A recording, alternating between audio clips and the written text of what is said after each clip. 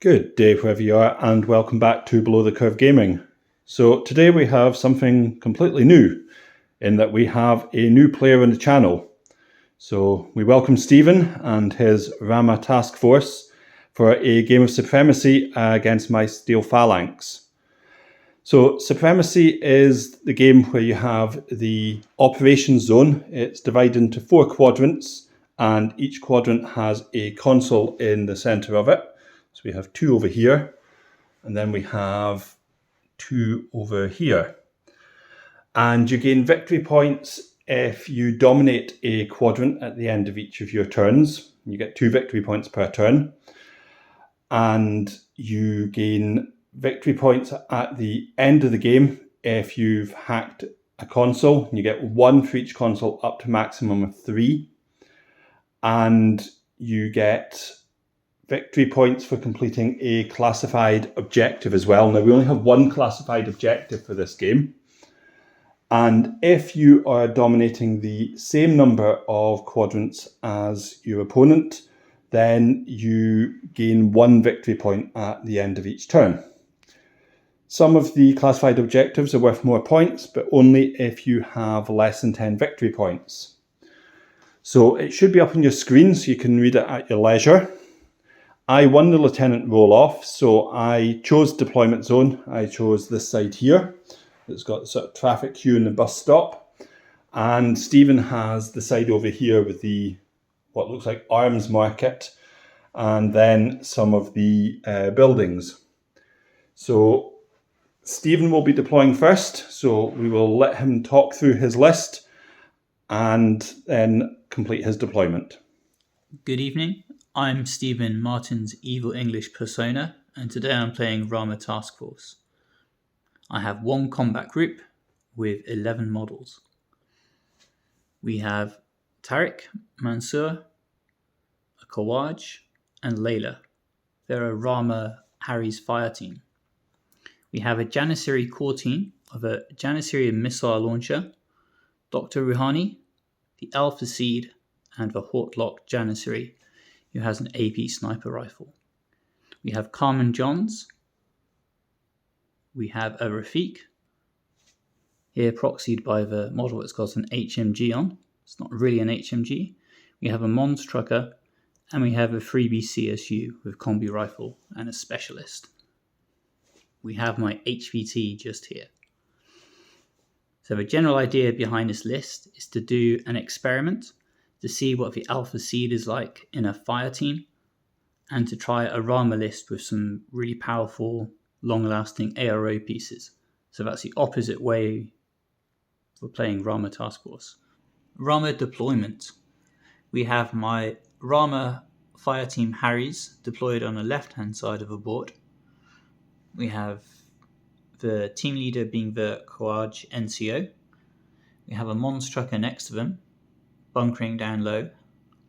We have my Takimoto's Rafiq, which also has tactical awareness and marksmanship, bunkering down, ready to scoot forwards. We have Carmen, Johns, and Batard in reserve. We have Predator as my classified objective. That's quite nice because it has a bonus point if Carmen and Batard, or either of them, manage to kill 3 models in close combat. It could happen. And then we have my Janissary fire team. We have the Alpha Seed standing up ready to shoot stuff. We have a Hortlock Janissary stuck on the 2nd floor. I kind of expect him to die, which will free up the fire team to move forwards. We have a Janissary missile launcher here, and Rouhani's lying low in a building. On the right-hand flank, we have a CSU who managed to roll climbing plus, and hopefully later he's going to nip forwards and push the button on the console. We have the Alpha Seed mine layer down as a camo token, and we have my HVT here, dedicated to Among Us. So here we are with my Steel Phalanx force. So we're leading it this time with Nessie Alake, the Spitfire profile. So she's accompanied by 3 Thorikite. So we have a Feuerbach, for a bit of ARO and active turn damage. We have a hacker, because this is a mission which very much the hacker is important in, and a paramedic to hopefully keep everybody alive. We have Akmon, the Dactyl engineer sergeant, and he's brought his Yudbot along. We have the evil hacking probot, and then we have an Ectromos hacker who will drop down. So the evil hacker is obviously here to call down the Ectromos, which will hopefully allow me to land very close to one of the consoles and then hack it on his next order. Pool 2 has Urderos, a Myrmidon, and Machion, the Doctor of the Myrmidons. It has a Thyrios hacker with a killer hacking device. Now, it's quite interesting. The Thyrios have a regular hacker, which I was going to take, and she's cheaper. However, she doesn't have the hacker special rule. And whilst I am fairly sure it's a typo, I decided for the purposes of the channel that I've made more than enough errors with the rules already, so we would just play it safe. And then we have the Total Reaction Combi Rifle Probot, which in this case is represented by the big chunky one from the old SSS box, until my models turn up during the week. We have our complementary CSU, who rolled a 19, so she has climbing plus and movement 8-4. Now, you've obviously seen Stephen's setup. He has troops hidden in the building. He has a sniper up in the second story and a squad hidden inside the bar. They're all lying down, so we assume a good night out. And we're going to try and sweep up round the sides. My main way to get rid of anything really dangerous is going to be to hit over the head of a sword with Udaros and the Myrmidons, another 80s hair metal band. And I'm going to try and keep the force alive with my very high quality specialists in Akmon and Machion. We'll drop down the Ectromos to take a console, and because I need to try and get at least 3, we've brought 4 hackers with us. We obviously have the drone, we have the Ectromos, we have the Thorikite, and with the Thyrios. The Thyrios is going to deploy ahead of my lines, and this time I intend to hide her a lot better than I did against Ben. She's not a mine layer, although she has mines, and I'm going to try and use her to assassinate Stephen's hackers, as well as hopefully activate the consoles. With the killer hacking device, she gets a +3 to her whip when she's in a hacking duel, as it were, which I think might be quite clutch. So we'll be back in a second with my deployment. So we're all set up. I've held the total reaction drone back for the time being. He's probably going to deploy on top of the bus stop, but just in case, I've decided to hold him back just to see what Stephen does. I've deployed the core fire team here. The fire-back is here as a team leader. He's got the paramedic fairly close and the hacker here with Nise Alake just a wee bit further back. The intention is the fire-back will, in turn 1, since I'm going first, try and take out the Alpha Seed with a heavy rocket launcher as soon as possible. I've got a CSU here. I will need to be careful of the sniper in the building. And I've got the Myrmidon fire team over here. Now, Urderos has a Mark 12, which is going to be particularly important, I think, for gubbing Tariq Mansour. Tariq Mansour is an absolute monster. I've been on the receiving end of him on more than one occasion, so I really need to pay him some respect. There's an absolute certainty, maybe not an absolute certainty, but a very high chance that he's going to be Stephen's lieutenant. Stephen has Carmen Johns and Batard in reserve, as in held back, and rolled up a light flamethrower, thankfully for her, which is not brilliant considering she's got chain colts already. My Thyrios is just in here. She's going to move out as her first order, hack the console, and get my game plan up and running. I've got the evil hacker here as well. Akmon is deployed here as he can't be seen, and I've got the Yudbot just hidden underneath the bus stop. Like I say, I'm likely to put the probot on top of the bus stop, so having the Yudbot there can be quite handy. Helen continues her various vehicular scrapes and has jumped out of a car. I have the objective card of HVT Espionage. Now, Stephen's HVT is over here, so I need to get a hacker to complete a hacking attempt on the HVT at -3. I'm thinking that will probably, if I need it, come down to the Ectomos, depending where he's landed. I do have the special symbol, so this is worth an extra victory point if I'm not doing particularly well. So this could actually be something that swings the game slightly in my favour. So we'll be back in a minute with the first turn, which is mine, and we'll see how the game goes. So turn 1 for the Steel Phalanx was quite quick, but also very effective. So we had our models we kept back. I ended up putting the Total Reaction Probot over here rather than on the roof of the bus shelter when I realised the combi rifle wouldn't have the range. And Stephen deployed Carmen and Batard skulking here behind the other bus stop. So the Thyreos moved out and activated the console, and then the evil hacker called in the Ectomos, who, after it used control jump, the Ectomos landed safely down here.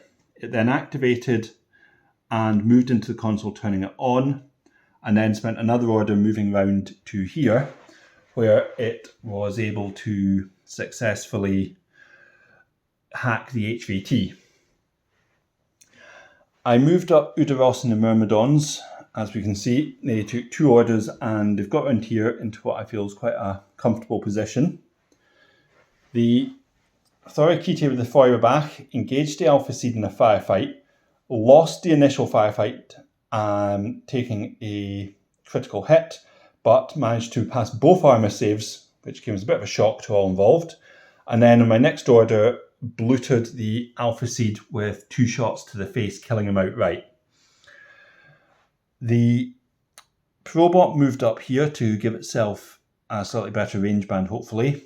Akmon, Engineer Extraordinaire, moved up to the console and promptly botched the hacking roll. So at the end of my turn, I dominate 1, 2, and 3. Obviously, we have Stephen's turn coming, so we'll be back with Stephen's turn and then looking at the victory points for turn 1. So it's the end of the Ramah Taskforce turn 1.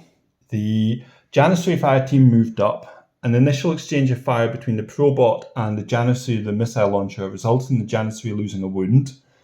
The Hortlock then took control, stepped out, gunned down the Probot in short order, and after several orders, took down Nisi Alke, rendering her unconscious, killed the hacker outright, and managed eventually to remove the unconscious Probot as well.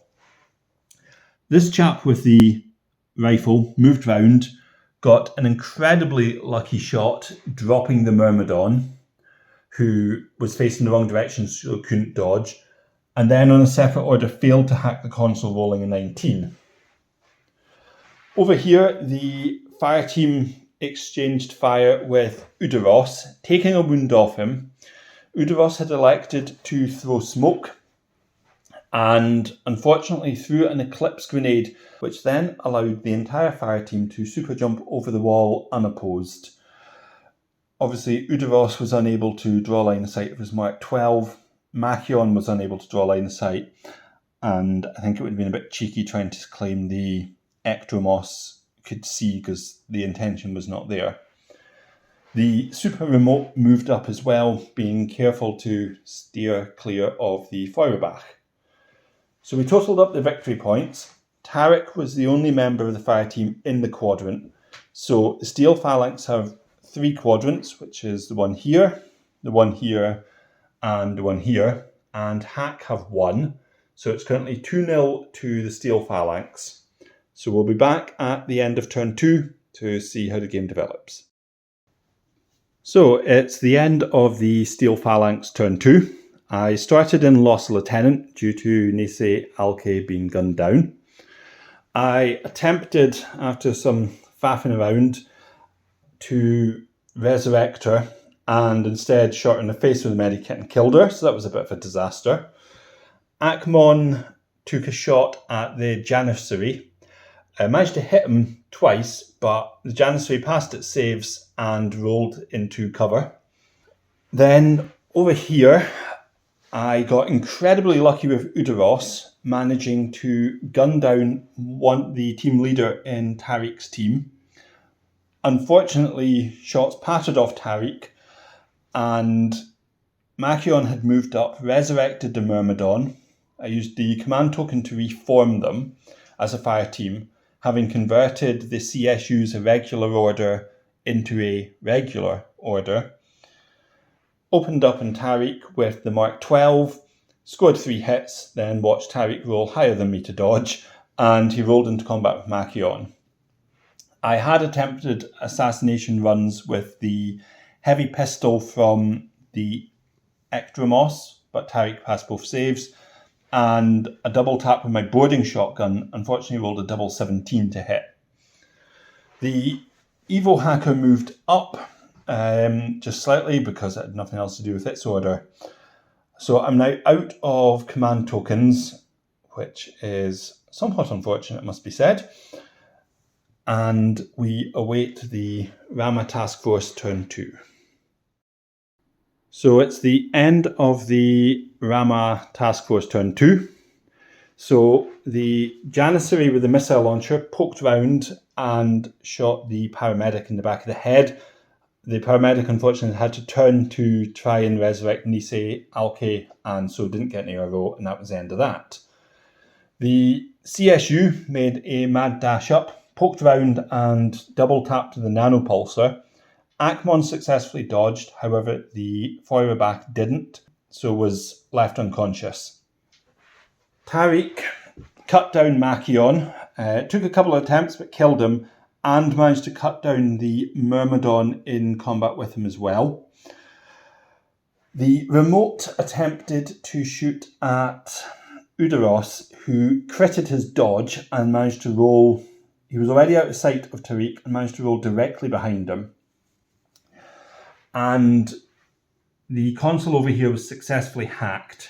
So at the end of the turn, Stephen and the Ramah Taskforce have this quadrant unopposed, and they have more points in this quadrant with the Janissary missile launcher and the CSU. Steel Phalanx have this quadrant thanks to their CSU. Sorry, the Thyreos was taken out by the Hortlock and left unconscious. And in this quadrant, the Ektremos and Udaros are worth 67 points. Udaros is 42. The Drop Troopers 25. We had originally thought that they were worth 57. However, Tariq's worth 57. So we each get a victory point because we control 2 each. So it is currently 3-1 to Steel Phalanx. However, Tariq may or may not have managed to succeed on a classified objective. We will have to find out at the end of the game. And this could be quite significant for the Ramah Taskforce. So we move on to the Steel Phalanx final turn. It's the end of the Steel Phalanx turn 3. So it started with Udaros attempting an assassination run on Tariq. He managed to miss twice at point blank range with a Mark 12, and the only shot that hit, he failed to take any wounds off. The Ektremos opened fire and managed to take a wound off with his heavy pistol before the CSU attempted an assassination run with her Breaker Combi rifle. She completely missed, and Tariq rolled into combat with Udaros. I didn't have much option at this point. I moved the Ektremos into combat, used 2 orders. The first one, we both critted on a 19, and so the hits were cancelled out. And the second one, Tariq very generously rolled a 2 to hit, and I managed to crit on a 19. and rolled a 2 for my second dice because I had a companion in combat. The 2s were cancelled out, the crit got through, and Tariq rolled a 3 and a 7 and was cut down in his prime by a cheeky drop trooper. Akmon, left with only a tactical awareness order, shuffled up against the wall and activated the console, giving me 3 consoles activated at the end of the game. So now we have the Ramah final turn to see what revenge they can extract upon my unfortunate forces. So the final Ramah Taskforce turn was a somewhat bloody one. They started and lost a lieutenant after Tariq had unfortunately bitten the big one, but Stephen was prepared for such an eventuality and converted 3 irregular orders into regular. Layla moved up and gunned down Udaros from behind, getting 2 hits, and he failed both his saves despite being in cover. She moved again and shrugged off an immobilized attempt by the Ectromos hacker. The Ectromos in turn shrugged off an attempt to be chain rifled, dodging backwards out the way after the Monstrucker tried to extract some revenge. The Rafik remote moved round, staying just outside hacking range, moving up to try and kill the CSU. It fired with a light shotgun and I passed my dodge roll on a 4. Round beside the Happy Panda, the fire team split up so that the Rami could move through and gun down the evil hacker, which it did very successfully. Unfortunately, it took a wound from Akmon, a close-range combi rifle round to the chest. The CSU managed to hack the console, and so at this point the game was sitting 8-7 to me. We'd done a quick tot-up of the points, so Stephen's only chance to tie the game was to kill 1 more model in close combat, so that Predator, his classified objective, would give him 2 points. So the Rami threw itself into contact with Akmon, who pulled out a trusty screwdriver, revealed he is shockingly close combat 21, and shivved the poor chap in the face, killing him stone dead. He was already on no wounding cap. So the game ends 8-7 to the Steel Phalanx. So we'll be back in a minute with some thoughts on the game. Well, thank you for watching. This is Stephen Martin's Evil English persona. I'm going to review my performance. So the game kind of seemed close. So when it happens, the thing to ask is, was I lucky or was I beaten? And I think I was beaten. And I think I was beaten for these reasons. So my unit choices. I don't think any of my unit choices were too bad. They all did what I expected. I think maybe I didn't play them so good. I should have kept Carmen Jones back, because then I would have had a close combat option that could have powered along the left-hand side of the board for me and could have contested Udaros, like a backup for Tariq. I think I was actually very lucky with Tariq. He could have died at any time. That's how close combat goes in Infinity, dice versus dice. So yeah, I didn't use Carmen Jones very well. I think I played quite well on the right-hand side, where I had my fire team. So that fire team comprised the Alpha Seed, the Missile Launcher, the Hortlock and Rouhani. They weren't exceptionally lucky or unlucky. They took a lot of damage and a lot of punishment, and they shot back a lot of ordnance and killed a lot of AF. So they did good. I think Tariq Mansour is good. I think next time I play Martin, I probably won't get away with a natural born warrior surprise. He'd be wary to it. The Takimotos was interesting. In Loss of Lieutenant, that tactical awareness order is actually really useful for scooting him forwards. And maybe next time I would try and get the Red Fury into my side. The Alpha Seed, he died very early on, but he did kind of do his thing. He took away 2 orders from my opponent as he shot him. It would have been good if he'd taken away maybe 3 or 4 orders. So what did Martin do better than me? I think he had a much better first turn. He hacked the consoles better.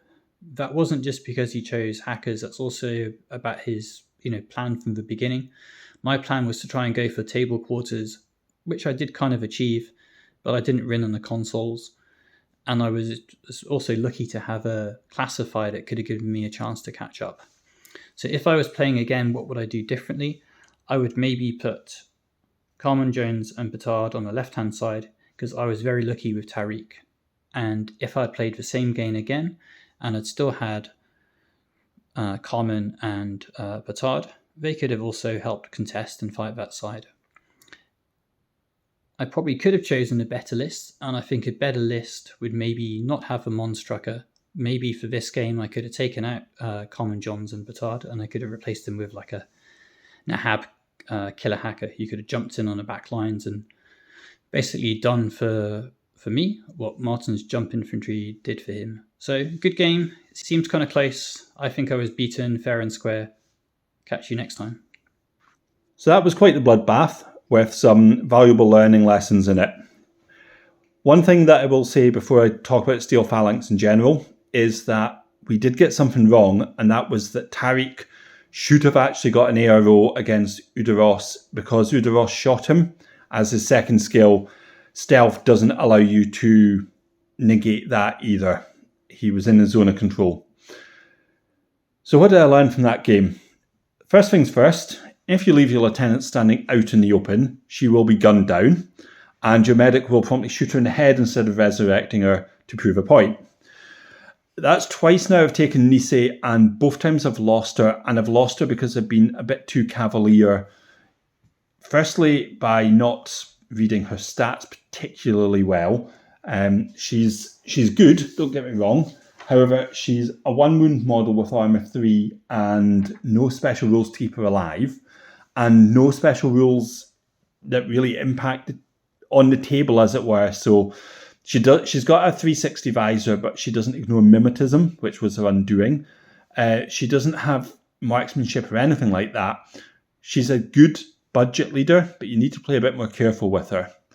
And that's now twice that I've ended up with her being caught either in poor range bands or in really poor gunfight. She's only Phys 11. She's not going to successfully dodge.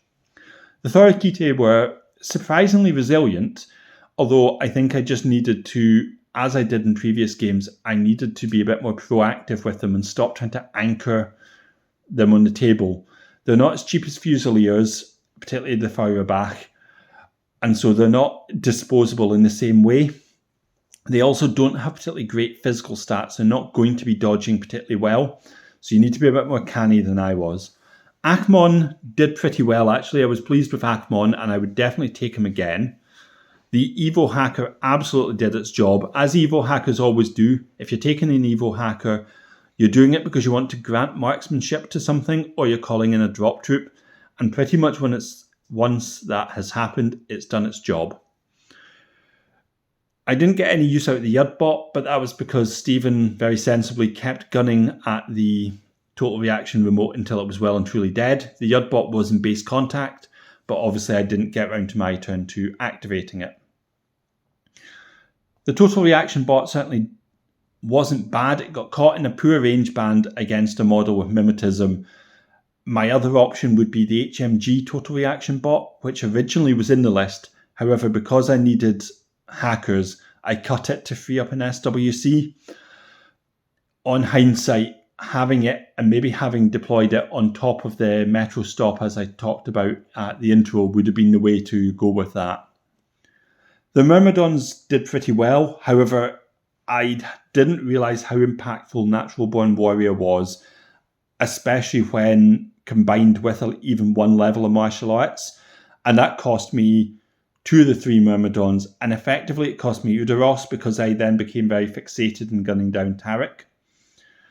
The Ektremos, who completed that job, actually was the man of the match for me, hacking the console, hacking the civilian target, and then putting the finishing blow onto Tariq Mansour. CSU is a free model, you can't complain of that. And the Thyreos, to be honest, I got a bit unlucky with the Thyreos. I had a better plan for it and got pinned down by the Hortlock, and I was able to move part of the way, but then Stephen was able to adjust his position and take Righteous Retribution. I don't think they're as bad as they appear on paper. They have CC attack -3, So if you can throw them into combat, they also have Natural Born Warrior. So they can tie people down and effectively have a level of martial arts. I mean, you could just give them martial arts level 1, but obviously they don't, with the monofilament weapon, want to be handing out +1 damage to people. If I had drawn Sabotage or something like that, they have decharges, which makes them quite desirable. I'm going to use them a few more times to see what I can get from them. I still think the Myrmidons in a Harry is the way to go, and the Thorikite in the core fire team, because I think they benefit more from having +1 ballistic skill and 6th sense in case anybody tries to sneak up on them. Which is another thing, that you're paying points for Nisei to have a 360 visor, but you're putting her in a fire team where she's actually granted 6th sense anyway, so she has 360 vision. So I would maybe, on hindsight, start to look at other lieutenant options and maybe take Nisei's NCO profile so that she can provide more efficiency to the fire team. Originally, the army was led by Machion, and I actually think in hindsight that should have been the way to go. So that's my thoughts. If you enjoyed the video, please consider subscribing to the channel and check out our other videos. There may be something you find interesting. Thanks for watching, and we will see you soon.